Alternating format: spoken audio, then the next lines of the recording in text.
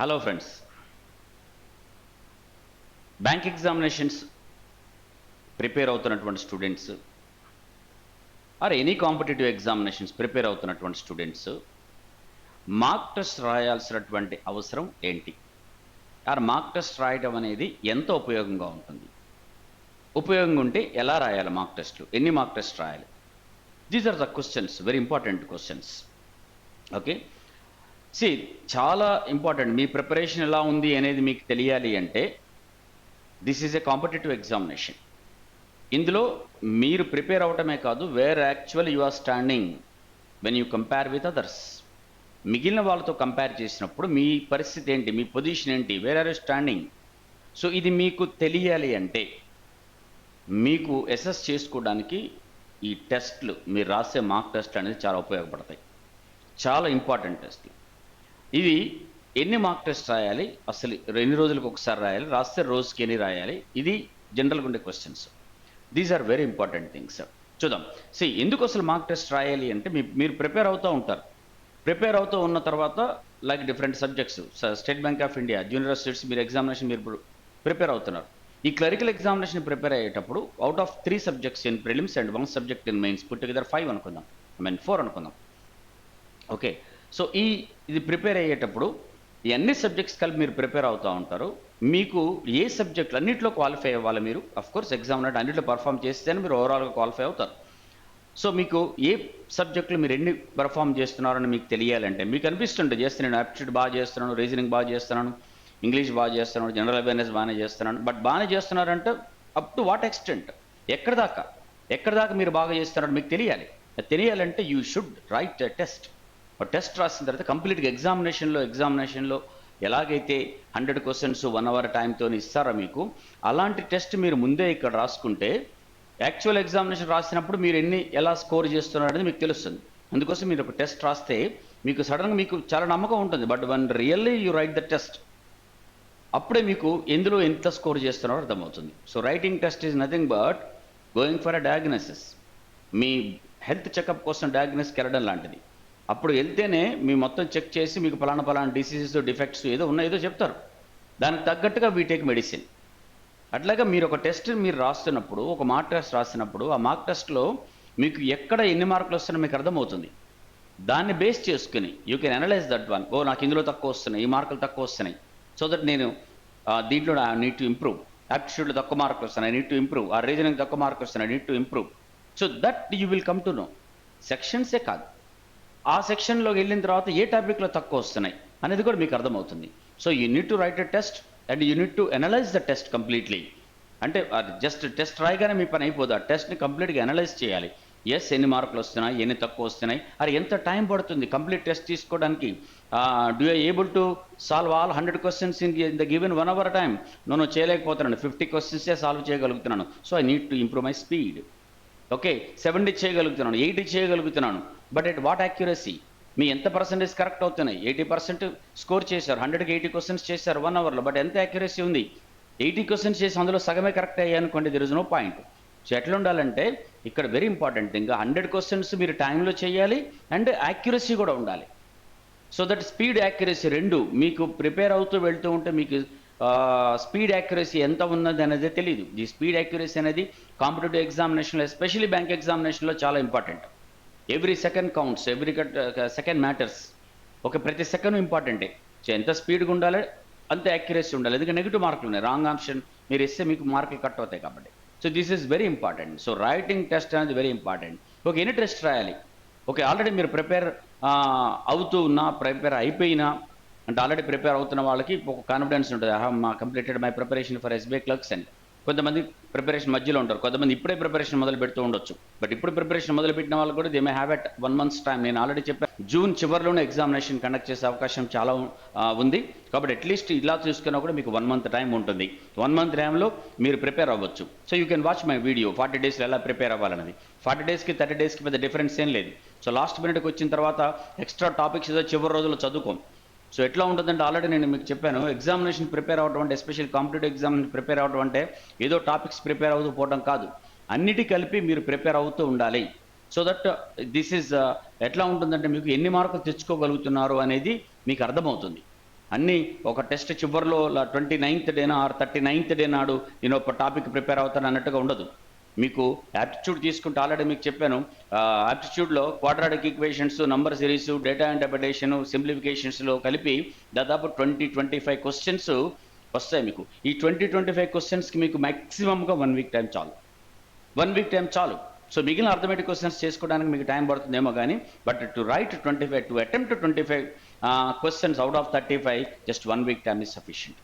So అదే చెప్పాను, అందుకోసమనే 39 days 40 days ఉండాల్సిన అవసరం లేదు. మీరు ఇప్పటి నుంచి ప్రిపేర్ అవుతున్నా కూడా that is very much sufficient. అందుకోసమే ఎన్ని టెస్ట్ రాయాలి మరి అంటే, బిగినింగ్లో ఉన్న వాళ్ళు కానీ ఎవరైనా కానీ 1 టెస్ట్ ఈజ్ మస్ట్ అని నేను చెప్పాను. Every right starting from day 1, మొట్టమొదటి రోజు నుంచి మీరు ఒక టెస్ట్ రాయడం అనేది తప్పనిసరి. మొదటి రోజులో కూడా మీకు 0 మార్కులు వచ్చే అవకాశం ఉండదు. ఇవన్నీ నోన్ సబ్జెక్ట్స్. మీరు అర్థమెటిక్ టాపిక్స్ అన్నీ కూడా, యాప్టిట్యూడ్ అన్నీ కూడా మీరు స్కూల్లో చేసుకున్నవే. ఇంగ్లీష్ అంతా కూడా మీరు గ్రామర్ అంతా కూడా స్కూల్లో నేర్చుకున్నదే, మీకు అంత చేసినదే.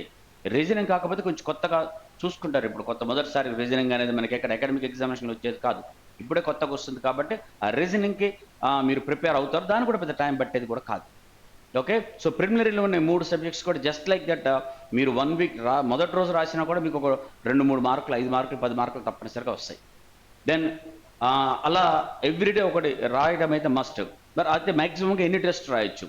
సో కొంతమంది ఏం చేస్తారంటే అదే పనిగా 5-6 టెస్ట్ రోజంతా టెస్ట్ రాసుకుంటూ పోతుంటారు. But there is no point in writing the test continuously. మీరు వరుసగా టెస్టులు రాసుకుంటూ పోతుంటే ఉపయోగం ఏంటి? అసలు టెస్ట్ ఎందుకు రాస్తారు? టెస్ట్ ఎందుకు రాస్తారంటే మీ పర్ఫార్మెన్స్ ఎలా ఉంది, మీ గురించి మీరు తెలుసుకోవడం. That's what I said. You diagnose చేసుకుంటారు. మీరు తీసుకుంటే ఎక్కడ ప్రాబ్లం ఉందో తెలుస్తుంది. ప్రాబ్లం ఉందో తెలవగానే మన ప్రాబ్లం సొల్యూషన్ రాదు కదా. వరుసగా టెస్టులు చేసుకుంటూ వెళ్ళిపోతున్నారు. సిబిబి చేశారు, కంప్లీట్ బ్లడ్ పిక్చర్ తీసుకున్నారు, టెస్ట్ చేశారు, ఏదో ప్రాబ్లం ఉంది తెలుస్తుంది. అరే ఇప్పుడు ప్రాబ్లం ఉంది కదా అని చెప్పి ఇంకో టెస్ట్ తీసుకున్నారు అనుకోండి, ఆ ప్రాబ్లం అందులో ఏమైనా పోతుందా? ఇంకోసారి బ్లడ్ టెస్ట్ తీసుకుంటే, మూడోసారి బ్లడ్ టెస్ట్ తీసుకుంటే మీ ప్రాబ్లం తగ్గుతుందా? ఎక్కడ ప్రాబ్లం ఉందో చెప్తుంది టెస్ట్. ఆ ప్రాబ్లం సాల్వ్ అవడానికి మెడిసిన్ తీసుకోవాల్సిన అవసరం మన మీద ఉంది. మీకు టెస్ట్ రాస్తారు, ఎక్కడ మార్కులు తక్కువ వచ్చాయో మీకు తెలుస్తుంది. So unit to improve. ఆ ఏరియాని ఏరియాలో ఎక్కువ స్కోర్ చేయాలంటే మీరు అక్కడ ప్రిపేర్ అవ్వండి. అంతేగాని writing the next test is not the solution. చలో ఇప్పుడు నాకు రాస్తే నాకు 50 వచ్చాయి, నెక్స్ట్ టెస్ట్ రాసి చూద్దాం 52 వచ్చాయేమో, నెక్స్ట్ టెస్ట్ రాసి చూద్దాం 55 వచ్చాయేమో. That is not the point. మీకు మార్క్ వరుసగా రాసుకుంటూ పోతే ఎన్ని మార్కులు వచ్చాయని చెప్పి టెస్ట్ చేసుకుందామని కాదు. కొంతమంది అదే పనికి టెస్టులు చేసుకుంటారు. That's mean writing mark test. అది అవసరం లేదు, అది అవసరం. That is not the right thing. So మీరు ఒక టెస్ట్ రాసిన తర్వాత యూ అనలైజ్ ఇట్ కంప్లీట్లీ. మీకు క్లారిటీ ఉండాలి, ఎన్ని మార్కులు వస్తున్నాయి, ఎన్ని చేయగలుగుతున్నాను, ఎంత టైంలో చేయగలుగుతున్నాను, which one is difficult, which one is easy for us. So difficult ఏది ఉంటే అక్కడ పాయింట్ తీసుకోవాలి. You are able to solve the question, but in what time, అది కూడా తెలియాలి. టైం ఎక్కువ పడుతుంది అనుకుంటే ఎస్, పర్టికులర్ దాంట్లో టైం తక్కువ పట్టే మెథడ్స్ ఏదైనా ఉపయోగించి నేను మళ్ళీ ప్రాక్టీస్ చేయగలను. గో టు ఇమీడియట్గా టు ప్రిపరేషన్. అక్కడ మీరు ప్రిపేర్ అవుతూ మళ్ళీ ప్రాక్టీస్ చేస్తూ ఆ టాపిక్ డిస్కషన్ చేస్తూ వెళ్ళండి. సో ఇక్కడ మీకు ఎక్కడైతే ఐడెంటిఫై అయిందో ప్రాబ్లము, దాన్ని ఇమీడియట్గా రెక్టిఫై చేసుకోవడానికి you need to prepare well. So అందుకోసమనే టెస్టులు, ప్రిపరేషన్ సైమల్టేనియస్గా. సో ఒక టెస్ట్ కంపల్సరీ రాయాలి, బట్ మ్యాక్సిమంగా 2 tests enough. Don't write more than 2 tests in a day. Absolutely no. మీ ప్రిపరేషన్ అంతా అయిపోయింది, నేను ఫ్రీగా ఉన్నాను సరే కానీ I keep on writing test అన్నా కూడా ఉపయోగం లేదు. No point. అందుకని only 2 tests the maximum. Minimum 1, maximum 2. 1 తప్పనిసరిగా రాయాల్సిందే, 2 పైన అవసరం లేదు. So that should be between 1 and 2 అంతే. ఆ టెస్ట్ రాస్తేనే మీకు క్లియర్గా అర్థమవుతుంది మీకు ఎన్ని వస్తున్నాయి అనేది. సో ఐఎమ్ రీటరేటింగ్, మీకు మళ్ళీ చెప్తున్నాను, మీరు టెస్ట్ రాసిన తర్వాత you analyse it completely and go back to your preparation. చేస్తూ ఉండండి. ఎక్కడ తక్కువ స్కోర్ ఉంది, మీరు 100% చేస్తున్నాను ఫీలింగ్ మీకు వచ్చినా సరే, కొంత టైం ఎక్కువ పట్టే టైంని మీరు ఒకవేళ you are able to answer. నేను చెప్తున్నట్టు ఎక్స్ట్రీమ్ కేసెస్లో 60 minutesలో కాదు, మీరు 60 minutesలో 100 questions సాల్వ్ చేయగలిగి ఉన్నా కూడా 60 minutes కాదు, why can't I solve in 55 minutes. ఆ కొంచెం ఎక్కువ టైం పట్టేదాన్ని ఇంకా తక్కువ టైంలో చేసుకుందామనే థాట్లో మీరు ప్రాక్టీస్ చేయండి. అట్లా ప్రిపరేషన్ ఉండాలి. అంటే ఎక్స్ట్రీమ్ కండిషన్లో అందరూ బాగా చేస్తాను అని కాన్ఫిడెన్స్ ఉన్న వాళ్ళకి నేను చెప్తున్నాను, నేను చేస్తాను, ఇంకెందుకు నాకు ప్రిపేర్ అవ్వడం ఏముంది అనేది ఎప్పుడు కాదు.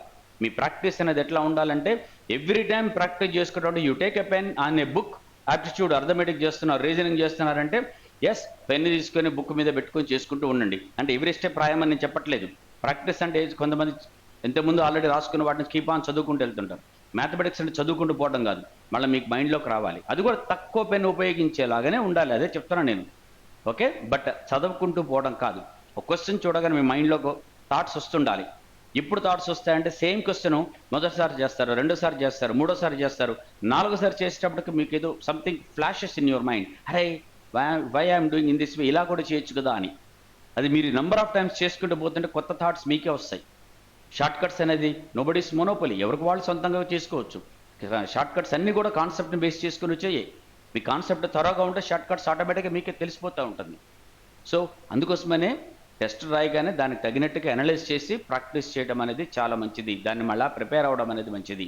సో అందుకనే ఒక టెస్ట్ తప్పనిసరిగా రాయండి, అండ్ మ్యాక్సిమం 2 టెస్టులే రాయండి. వరుసగా టెస్టులను రాసుకుంటూ పోయి సార్ ఇంకా టెస్టులు కావాలి, ఇంకా టెస్టులు కావాలి, ఎక్కడ దొరుకుతాయి టెస్టులు, ఎక్కడ దొరికితే టెస్టులు కాదు. కారణం ఒక 30 టెస్టులు మీకు ఉన్నాయంటే ఎనఫ్. ఓకే, ఎనీవే టెస్టులు మన దగ్గర download our app, Google play స్టోర్లో రేస్వర్ జాబ్ యాప్ డౌన్లోడ్ చేసుకోండి. You have test over there 500+ bank test, మీకు you get it for 299 rupees with 1 year validity. So ఆ టెస్ట్లు అన్నీ కూడా మీకు not only SBI clerks, SBI PO, IBPS PO, IBPS clerks, IBPS RRB PO clerks, RBI, అన్ని రకాల bank examination తగ్గట్టుగా 500+ test రెగ్యులర్గా అప్డేట్ అవుతూ ఉంటాయి. ఆ టెస్ట్లు మీకు విత్ 1 year వ్యాలిడిటీ ఉంది. సీజన్ అంతా రాసే అన్ని ఎగ్జామినేషన్ పనికి వస్తుంది. You can buy that package and మీరు start preparing, start writing the test. అదే కావాలంటే బిఎస్ఐఆర్ ప్యాకేజ్ ఉంది 599కి, బ్యాంకింగ్, ఎస్ఎస్సి, ఇన్సూరెన్స్, రైల్వేస్ అన్ని కాంపిటేటివ్ ఎగ్జామినేషన్ మీకు అందులో వస్తాయి. You have 2000+ test over there with 1 year validity. You can buy that package, that is more suitable for you. ఎందుకంటే వచ్చే ఎగ్జామినేషన్ అన్నిటికీ అన్ని కాంపిటేటివ్ ఎగ్జామినేషన్స్ కవర్ అయ్యే ప్యాకేజ్ అది బిఎస్ఐఆర్ అనేది. So that is more suitable to you. So ఇట్లా రాసుకుంటూ వెళ్ళండి, డెఫినెట్గా you have a very good practice మీకు దొరుకుతుంది. టెస్టులు రాసుకుంటూ వెళ్ళండి, అనలైజ్ చేసుకుంటూ వెళ్ళండి, దానికి తగ్గట్టుగా ప్రిపేర్ అవుతూ వెళ్ళండి. డెఫినెట్గా ఇది మీకు హెల్ప్ అవుతుంది. సో మీకు తెలుస్తూ ఉండాలి కదా టెస్టులు ఎలా రాయాలి అనేది విషయం. మీకు తెలియకపోతే అది చాలా ఇబ్బందికరంగా ఉంది. So you have to right the test like this, ఇదే పద్ధతిలో రాసుకుంటూ ఉండండి. Okay, hope you enjoyed this video. So మీరు సబ్స్క్రైబ్ చేసుకోకపోతే ఛానల్ ఇమీడియట్గా సబ్స్క్రైబ్ చేసుకోండి, and please ask your friends to subscribe this channel. And మీరు షేర్ చేయండి, ఫార్వర్డ్ చేయండి వాళ్ళకు కూడా, అండ్ మీ గ్రూప్స్లో కూడా షేర్ చేస్తూ ఉండండి ఈ ఛానల్ని. So that more students will be benefited with this one. And we do upload many videos also. ఇంకా చాలా వీడియోస్ మీ ఎగ్జామినేషన్ తగ్గట్టుగా మేము అప్లోడ్ చేస్తూ ఉంటాం వీడియోస్ అన్ని కూడా. So practice well. Thank you my dear friends, all the best.